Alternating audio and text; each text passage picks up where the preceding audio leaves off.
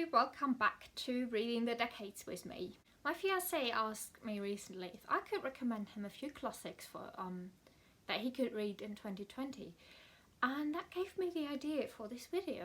There are many different types of classics out there.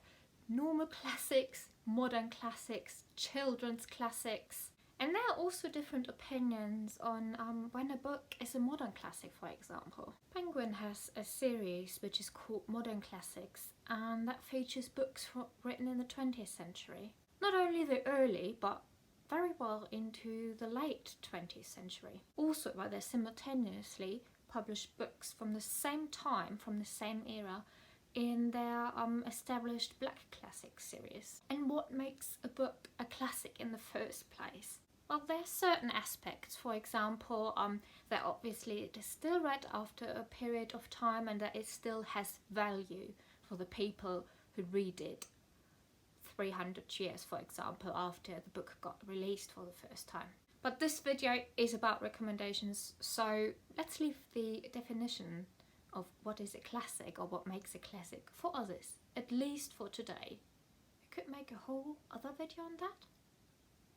My first recommendation is The Sorrows of Young Werther by Johann Wolfgang von Goethe, first published in 1774.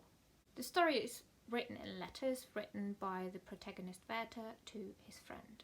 Werther has fallen in love with Charlotte, who belongs to somebody else, and now he basically pours his heart out and tells the whole story to his friend in those letters. This book is one of my all-time favourites and is also one of the very first classics I read myself when I was a teenager. The book is quite short and fast-paced. The characters really relatable despite them being from the 18th century. And the story also bears some actual relations to the author's real life. So you can really feel the authenticity of the emotions in this one. When The Sorrows of Young Werther came out in its original language, German, it became an immediate success and bestseller, and even influenced the fashion of young men at the time. Dubliners by James Joyce. This book is a collection of 15 short stories and was first published in 1914. It is quite easily readable because it is divided into short stories, so you could just read one a day or one a week if you want to. The stories tell life-impacting events that happen to all sorts of people, from schoolboys to alcoholics and young mothers or old maids. I personally really enjoyed Evelyn in this collection, and James Joyce's Ulysses is one of my all-time favourite books. If you enjoy short stories, you might like White Nights by Fyodor Dostoevsky, published in 1848. The story is told by a nameless protagonist who falls in love in St. Petersburg. The Metamorphosis by Franz Kafka, published in 1915. This novella tells the story of Gregor Samsa, who finds himself magically turned into a giant insect. He subsequently suffers from his new state of being, and so does his family.